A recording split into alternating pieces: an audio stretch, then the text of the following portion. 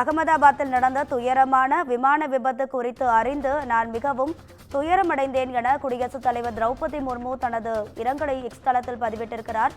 இது ஒரு மனதை உடைக்கும் பேரழிவு என்றும் குடியரசுத் தலைவர் தெரிவித்திருக்கிறார். இதனை முக்கிய செய்தியாக பார்த்து வருகிறோம். மனதை உடைக்கும் பேரழிவு என்று குடியரசுத் தலைவர் திரௌபதி முர்மு தெரிவித்திருக்கிறார். அகமதாபாத்தில் நடந்த துயர விமான விபத்து குறித்து அறிந்து நான் மிகவும் வேதனை அடைந்தேன் எனவும் இது ஒரு மனதை உடைக்கும் பேரழிவு என்றும் குடியரசுத் தலைவர் திரௌபதி முர்மு எக்ஸ் தளத்தில் தனது இரங்கலை தெரிவித்திருக்கிறார். பாதிக்கப்பட்ட மக்களுடன் எனது எண்ணங்களும் பிரார்த்தனைகளும் உள்ளன எனவும் குடியரசுத் தலைவர் தெரிவித்துள்ளார். விவரிக்க முடியாத துயரத்தின் இந்த நேரத்தில் தேசம் அவர்களுடன் நிற்கிறது எனவும் குடியரசுத் தலைவர் திரௌபதி முர்மு தனது இரங்கல் செய்தியை பதிவிட்டிருக்கிறார் எக்ஸ் தளத்தில். இதனை நாம் அண்மை செய்தியாக பார்த்து வருகிறோம். அகமதாபாத்தில் நடந்த துயரமான விமான விபத்து குறித்து அறிந்து நான் மிகவும் துயரமடைந்தேன் எனவும் இது ஒரு மனதை உடைக்கும் பேரழிவு என்றும் குடியரசுத் தலைவர் திரௌபதி முர்மு எக்ஸ் தளத்தில் பதிவிட்டிருக்கிறார். பாதிக்கப்பட்ட மக்களுடன் எனது எண்ணங்களும் பிரார்த்தனைகளும் உள்ளன என்றும்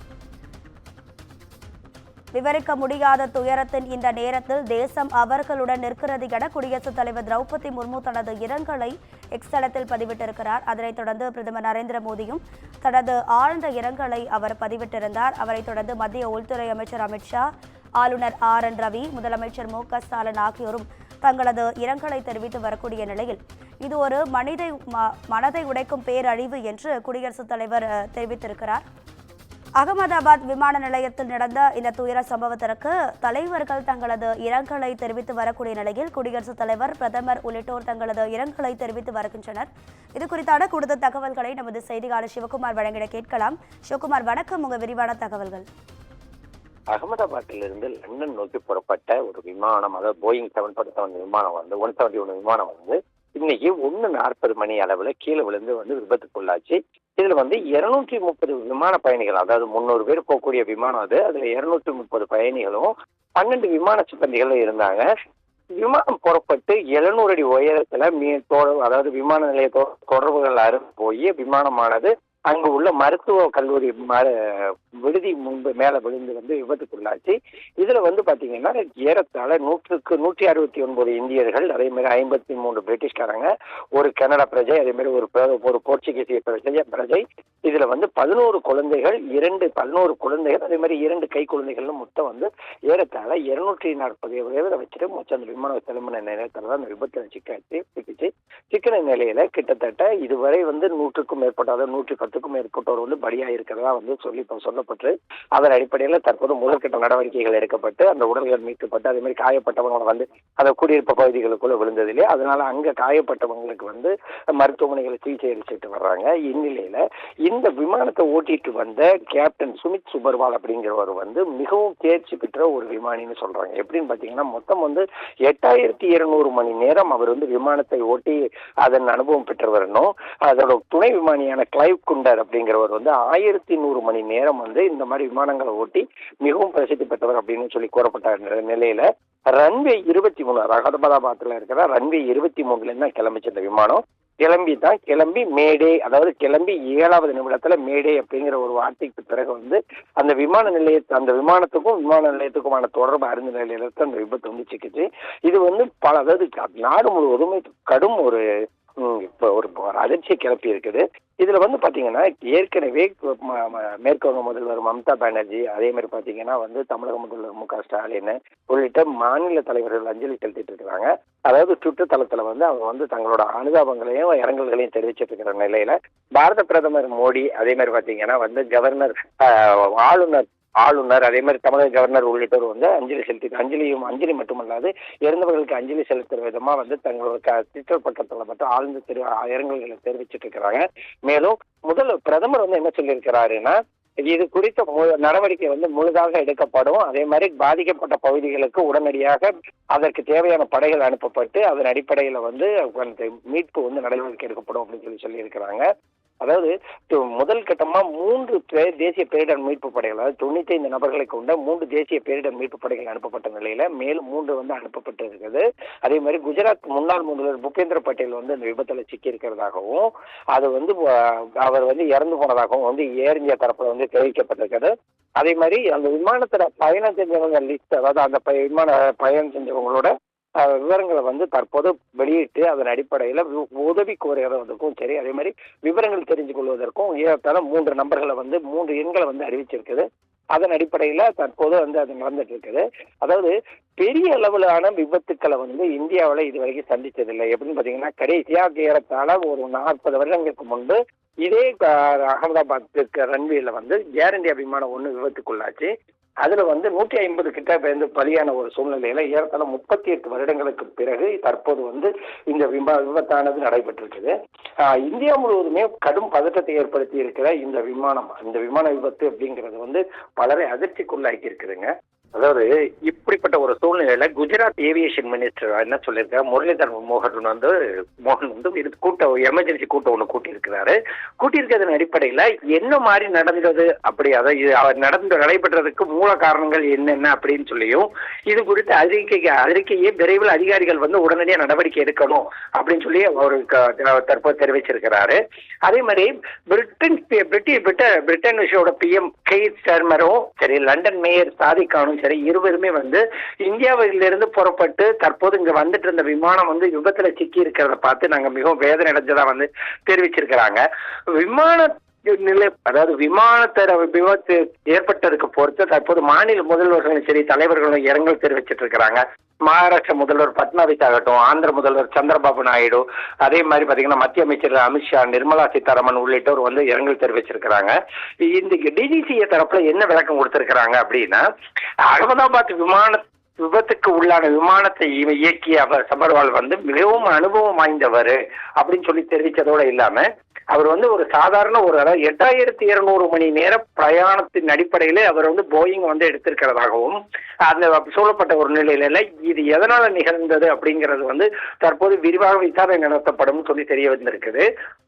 2013ஆம் ஆண்டுக்கு பிறகு, அதாவது 2013ஆம் ஆண்டுக்கு பிறகுதான் வந்து இந்தியாவில் வந்து அதிக அளவில் போயிங் விமானங்கள் வந்து உபயோகப்படுத்த ஆரம்பிச்சாங்க. எப்படின்னு பாத்தீங்கன்னா, இதுவரை ஏறத்தாழ 1 பில்லியன் பேசஞ்சர்கள், அதாவது 1 பில்லியன் பிரயாணிகளை வந்து நாடு விட்டு நாடுகளுக்கு வந்து கூட்டி சென்றிருக்கிறதாக இந்த போயிங் விமானங்கள் வந்து தெரிவிக்க வந்திருக்குது. 2 இன்ஜின்களை கொண்ட இந்த விமானங்கள் வந்து அவ்வளவு எளிதில் விபத்துல சிக்காது அப்படிங்கிறதோட இல்லாம ஏறத்தாழ 14 வருடங்கள் வரை இதுவரைக்கும் இயங்கிட்டு இருக்கிற சூழ்நிலையில 4 முதல் 5 முறை விபத்துல சிக்கினாலும் ஏறத்தாழ 100க்கும் மேற்பட்டோர் வந்து பலியான மாதிரி ஒரு சூழ்நிலை இதுவரைக்கும் போயிங் விமானத்துக்கு வந்தது கிடையாது. முதல் முறையாக அகமதாபாத் விமான நிலையத்துல தற்போது நடைபெற்றிருக்கிற இந்த விபத்தானது நாடு முழுவதுமே ஒரு கடும் அதிர்ச்சியை ஏற்படுத்தி இருக்குது. தொடர்ச்சியா இதே போல விமான விபத்துக்கள் வந்து ஏற்படுறது வந்து ரொம்ப கொஞ்சமா அதிகமாயிட்டே வருது. திருவனந்தபுரத்துல நடந்ததாகட்டும், கொச்சின் உள்ளிட்ட பல்வேறு இடங்கள்ல நடைபெற்றதாகட்டும், இந்த மாதிரி போயிங்ல விபத்துல ஏற்படக்கூடிய சூழ்நிலையில 20 முதல் 30 பேர் வரை சாதாரணமாக உயிரிழந்தாலும் அதையே ஒரு பெரிய விவகாரமாக ஒரு சூழ்நிலையில 100க்கும் மேற்பட்டோர் வந்து அந்த விபத்துல சிக்கி அதன் அடிப்படையில் இறந்திருக்கிறதோட இல்லாம பிஜே அப்படிங்கிற ஒரு மெடிக்கல் காலேஜோட மாடியில தான் இந்த விமானமானது விழுந்திருக்குது. விமானம் விழுந்த அந்த நேரத்துல ஏறத்தாழ 60 மருத்துவர்கள் உள்ள இருந்திருக்கிறாங்க. மருத்துவர்கள் அதே மாதிரி பயிற்சி மருத்துவர்கள் வந்து இருந்திருக்கிறாங்க. இருந்த சூழ்நிலையில தான் இந்த விபத்தானது நடந்திருக்குது. இந்த நடந்த இடத்துல அந்த இடத்துல எவ்வளவு பேர் இருந்தாங்க, அதாவது அந்த ஹாஸ்டல்ல எவ்வளவு பேர் இருந்தாங்க, அதன் மூலம் எவ்வளவு பேர் இறந்திருக்காங்க அப்படிங்கிற டீட்டெயில் வந்து இன்னும் முழுசா தெரிய வரல. அதாவது இது குறித்து அதிகாரிகள், அதாவது விமானத்துறை அதிகாரிகள்கிட்ட கேட்டப்ப என்ன சொன்னாங்கன்னா, கருப்பு பெட்டிகளை தேடி எடுப்பதற்கு ஏறத்தாழ 48 மணி நேரம் வரை ஆகலாம் அப்படின்னு சொல்லி கூறப்பட்ட நிலையில இந்த விமானமானது உண்மையாவே விபத்து காரணமா நடந்ததா, அல்லது பறவைகள் மோதுறதால நடந்ததா, அல்லது ஏதேனும் தீவிரவாத தாக்குதலால நடந்ததா அப்படிங்கறது குறித்து தற்போது என்ஐஏ வந்து அடுத்த கட்டமா விசாரணை இருக்கிறதா சொல்லி தெரிவிச்சிருக்கிறாங்க. அதாவது விமான விபத்துல வந்து 240 பேரோட எண்ணிக்கை, அதே மாதிரி பாத்தீங்கன்னா அங்க குடியிருப்பு பகுதிகளில் பார்த்து 50 பேர், ஏறத்தாழ 350 பேர் வரை வந்து தற்போது வந்து காயப்பட்டும், ஒரு 100க்கும் மேற்பட்டோர் காயப்பட்டு மருத்துவமனைகள் அனுமதிக்கப்பட்டிருக்கிற நிலையில இறப்பின் எண்ணிக்கை என்ன அப்படிங்கறது தெரிய வர்றதுக்கு இந்த இரவுக்குள்ள வந்து இறப்பின் நிலவரத்து என்னன்னு தெரிய வரும். அதன் பிறகு விமானத்தின் கருப்பு பெட்டி தேடப்பட்டு அதன் பிறகு எதனால இந்த விபத்து நடைபெற்றது, அதாவது தாக்குதல் காரணமா நடந்ததா, அல்லது இன்ஜின்ல கோளாறால நடந்ததா, அல்லது பறவைகள் மோதுறதால நடந்ததா அப்படிங்கிறது வந்து இனிமேதான் தெரிய வரும்னு சொல்லி அதிகாரிகள் தரப்புல தெரிவிச்சிருக்கிறாங்க. ராதிகா, சிவகுமார், இந்த விமான விபத்தில் பார்த்தீங்கன்னா 170 பேர் உயிரிழந்திருக்கிறதா ஒரு தகவல் வெளியாகி இருக்கிறது. அதே மாதிரி அந்த விமானத்தில் பயணித்த முன்னாள் முதலமைச்சர் விஜய் ரூபானி அவர்களும் உயிரிழந்திருக்கிறதா ஒரு தகவல் வெளியாகி இருக்கிறது. எந்த அளவிற்கு உண்மை? இது அதிகாரப்பூர்வ தகவலா? அதாவது விஜய் ரூபானி இறந்து போனாங்க அப்படின்னு சொல்லி ஏற்கனவே ஏர் இந்தியா தரப்புல வந்து அறிவிக்கப்பட்டாங்க. அந்த பேசஞ்சர் சார்ட்ல வந்து அவங்க பேரை குறிப்பிட்டு கணக்காட்டி அவங்க இந்த நேரம் போயிருந்தாங்க அப்படின்னு சொல்லி தெரிவிச்சு அதை விஜய் ரூபானி இறந்து போனாங்க அப்படின்னு சொல்லி தெரிவிச்சாங்க. ஆனா 160 பேர் வரை தற்போது வந்து பலியாயிருக்காங்க அப்படிங்கிறது வந்து அதிகாரப்பூர்வமா வந்து தெரிவிச்சிருக்கிறாங்க. எப்படின்னு பாத்தீங்கன்னா, இதுவரை 6 மருத்துவமனைகள்ல அனுமதிக்கப்பட்டு அதன் அடிப்படையில இறந்திருக்கிறவங்களோட எண்ணிக்கை, அதாவது காயப்பட்டு விமான விபத்துல சிக்கி காயப்பட்டு அதன் அடிப்படையில கொண்டு வந்திருக்கு இறந்திருக்கிறவங்களோட எண்ணிக்கை வந்து 150க்கு மேல அப்படின்னு சொல்லி தற்போது வரை தெரிவிச்சிருக்கிறாங்க. மேலும் பாத்தீங்கன்னா இந்த இறப்போட எண்ணிக்கை மேலும் அதிகரிக்கலாம் அப்படின்னு தான் சொல்லி இதுவரைக்கும் எதிர்பார்க்கப்படுது. எப்படின்னு பாத்தீங்கன்னா, அதாவது விமான விபத்து அப்படிங்கிறது நாடு விட்டு நாடு, அதாவது கண்டம் விட்டு கண்டம் போகக்கூடிய ஒரு சூழ்நிலையில இந்த விபத்தானது விபத்துல சிக்கியிருக்க நிலையில இந்த விபத்தோட காலமானவர், அதாவது பலியானவரோட எண்ணிக்கை கண்டிப்பா அதிகரிக்க தான் வாய்ப்பு இருக்குது. தொடர்ந்து, அதாவது தொடர்ச்சியாக தற்போது வந்து மீட்பு பணிகள் நடைபெற்று வரக்கூடிய நிலையில இந்த விபத்துல வந்து பலியானவர் எண்ணிக்கை மேலும் அதிகரிக்க தான் வாய்ப்பு இருக்குது. ராதிகா, சிவகுமார், நம்மளிடையே பேசின விருந்தினர் என்ன சொன்னார் அப்படின்னு பார்த்தீங்கன்னா, இந்த பிளாக் பாக்ஸ் ரெக்கவரி அப்படிங்கிறது அந்த பணி வந்து நடந்துகிட்டு இருக்கு. அந்த பிளாக் பாக்ஸ் ரெக்கவர் பண்ணதுக்கு அப்புறம் தான் எக்ஸாக்டா விமான விபத்து எதனால ஏற்பட்டுச்சு அப்படிங்கிற அந்த விவரம் வெளிவரும் அப்படின்னு சொல்லியிருந்தாரு. அது இப்போ அப்படி பார்க்குற பட்சத்தில் இந்த பிளாக் பாக்ஸ் ரெக்கவரின்றது அந்த இடத்துல எப்படி நடந்துகிட்டு இருக்கு, அங்கே இருக்கக்கூடிய அதிகாரிகள் வந்து அதை தேடுற பணியில் எந்த அளவுக்கு ஈடுபட்டு இருக்காங்க? அதாவது இப்போ இருக்கிற சூழ்நிலையில அங்க பிடித்திருக்கிற தீ மற்றும் அதுல உள்ள வெப்பம் காரணமா எவ்வளவு தேர்ச்சி பெற்றவங்களா இருந்தாலும் உள்ள போறதுக்கு சற்று நேரமாகும். எப்படின்னு பாத்தீங்கன்னா, விபத்து நடந்து ஏறத்தாழ ஒரு 3 மணி நேரத்துக்குள்ள இப்பதான் கொஞ்சம் வந்து அந்த இடம் வந்து கட்டுப்பாட்டுக்குள்ள கொண்டு வரப்பட்டிருக்குன்னா, அதாவது அந்த பதற்றம் தணிந்து தற்போதுதான் பொதுமக்கள் கொஞ்சம் கொஞ்சமா சகஜ நிலைக்கு வந்துட்டு இருக்கிறாங்க. விழுந்திருக்கிற இடத்தை சுற்றியுள்ள பகுதிகளில் பைலட் குரூ அமைந்திருக்கிற இடம் எங்க விழுந்திருக்கு, அதாவது பிஜே காலேஜ் பக்கத்துல விழுந்திருக்குதா அல்லது அது பக்கத்துல உள்ள வேற எதுவும் பக்கங்கள்ல விழுந்திருக்குதா அப்படிங்கிறது வந்து இதுவரைக்கும் வந்து கண்டுபிடிக்கப்படல. பிளாக் பாக்ஸ் அப்படிங்கறத கண்டுபிடிக்கப்பட்டாலும் அது வந்து எப்படி பாத்தீங்கன்னா 300 டிகிரி செல்சியஸ்ல எரியக்கூடிய வெப்பத்திலையும் சரி, அதே மாதிரி ஆள் கடல்ல முங்கி இருக்கிற சூழ்நிலையிலையும் சரி, அந்த பிளாக் பாக்ஸ் அப்படிங்கிறது வந்து எளிதாக கண்டுபிடிக்கப்படக்கூடிய ஒரு விவகாரம் தான் அது. அது வந்து கண்டுபிடிக்கும் பணியானது தற்போது துவங்கி நடைபெற்று இருக்கிற நிலையில இப்ப நடந்திருக்கிற அந்த விபத்தின் பிறகு தற்போது அதை தேடும் பணி நடைபெற்று இருக்குது. அது இன்று இரவுக்குள்ள தேடி எடுக்கப்படும் அப்படின்னு சொல்லி அங்க உள்ள தகவல்கள் வந்து தெரிவிச்சிட்டு இருக்குது.